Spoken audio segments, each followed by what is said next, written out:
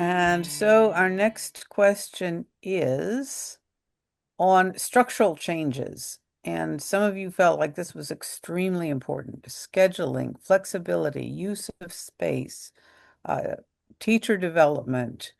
What kinds of things do we need to shift to be able to offer students authentic career readiness experiences? And to what degree and how can we draw on student perspectives to orient those changes? Um,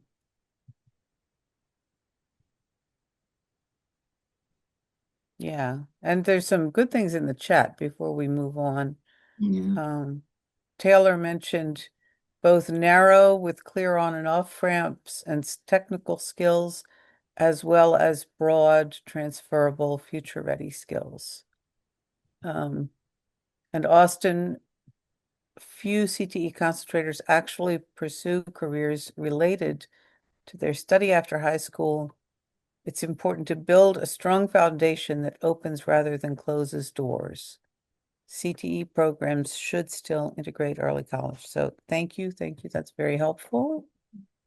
And here is the link for the Google Doc for the second question on structural changes. So, So I think this thoughts on structural changes? Yes. I think this kind of ties to the conversation that we were just having, where our institutions are built around this dual design of vocational education or general education, and we historically have required students to choose a path early and lock into that path, which closes doors and, to Farah's point earlier, doesn't really give them the space to change their minds. And so much of like the structure of our school systems today still like reinforce that dual system. So I think we need to kind of create more space for blending to where students have space in the school day where they can take career focused learning opportunities, or maybe even, you know, pursue learning outside of the classroom. Um, if there's a way, and in a way that could maybe meet core academic requirements as well. I mean, there's some states that have like simultaneous credit opportunities where a student can earn math credit through like an engineering program, for example. They're learning the same competencies. Like, why would they have um, to do that twice? So I think just breaking down those barriers and making it easier for students to pursue both kind of a strong academic core, an early college pathway, and get career readiness experience all at the same time.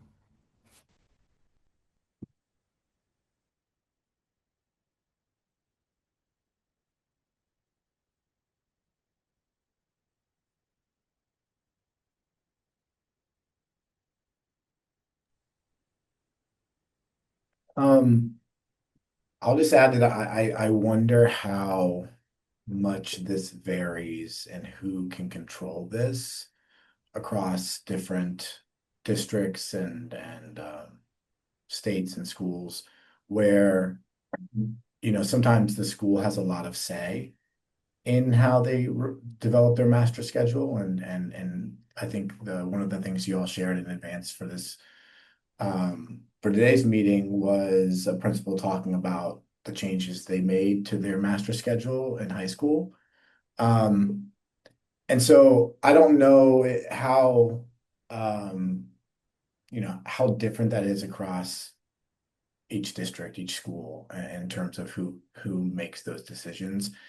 I always kind of go back to whenever it's like scheduling and thinking about like the amount of time we have with students from K to 12. It's like insane, right? Like it's like 18,000 hours, I think, something like that. So like there is plenty of time to do things differently. And then I asked myself, well, why do we do them the way we do them? And I think it kind of goes back to what Austin was saying. Is like this is how we've been built, and we're built to get the outcome we're getting. And so I think there will continue, and it may not answer this question, but I think the structure has to align with the outcome. And the outcome has to be then supportive of flexible scheduling, of different ways of like different credit uh, conversations on what does credit look like and what are the required courses that we have for students.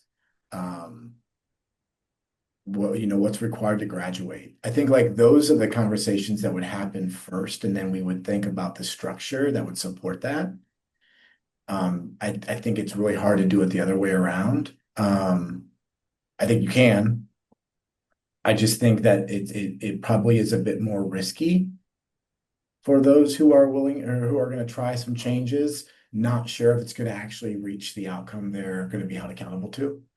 And so I think, it kind of goes back into the accountability structure and in terms of what's that look like, and then what structure and what structures would support those accountability metrics that are established would need to happen.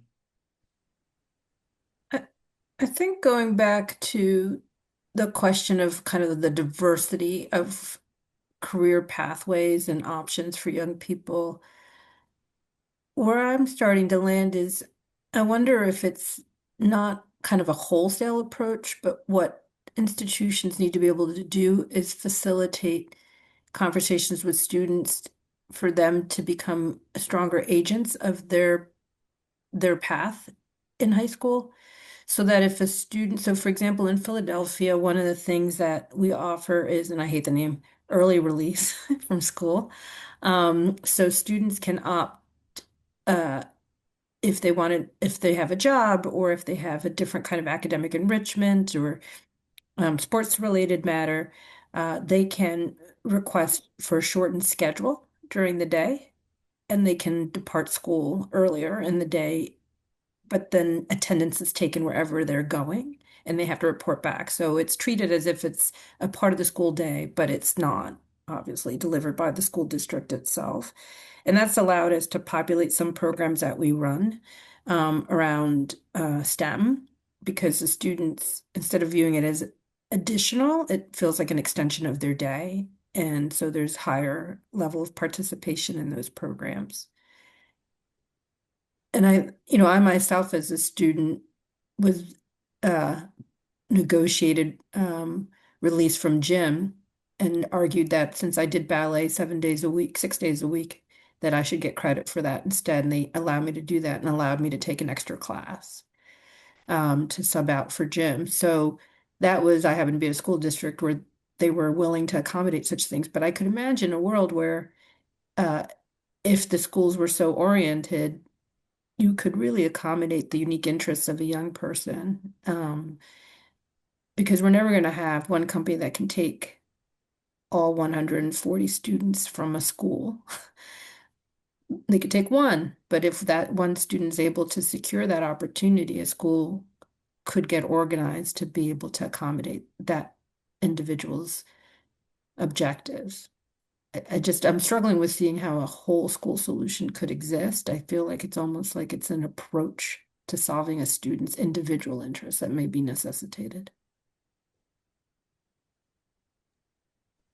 I think Farah said so much in that last couple of minutes. It was very powerful. In terms of what Johns Hopkins has promoted now with the new ABCs of agency, belonging, connectedness.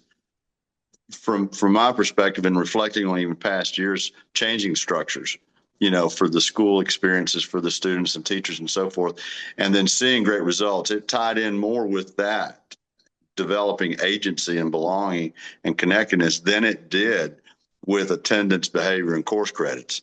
While attendance, behavior, and course credits are really, really important and really how most of our accountability structures are set up at the state and national levels, for the student, for that individual student, I think this current promotion of the newer ABCs is right on track in terms of engagement and interest through CTE.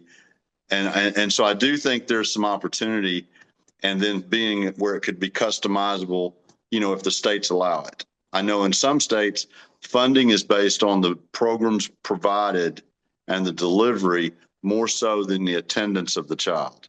If the state is still sitting there with a funding formula based on attendance, then inherently with that, you have inequity first, but then you also have less flexibility second.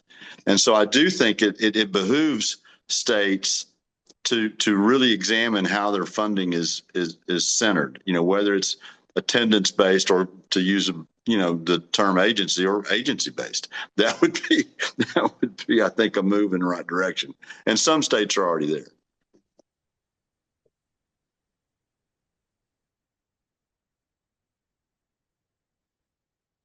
Yeah, I think in some ways it might come to normalizing some of the things that we've talked about. Like, Farah talked about negotiating, getting credit for her ballet. I know that, you know, I did some negotiating for my kids, in some things, but it's not normal, quote unquote. Like it's not typical that and students who don't have parents who are advocates for them and who may not feel confident to be advocates for themselves, that's not going to happen. So I think the idea of promoting a school culture around some flexibility and student agency is really, that's a very good point.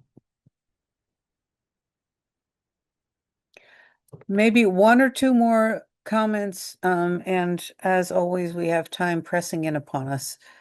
So we will not spend too much longer on this. Did anyone else want to share some things that are important?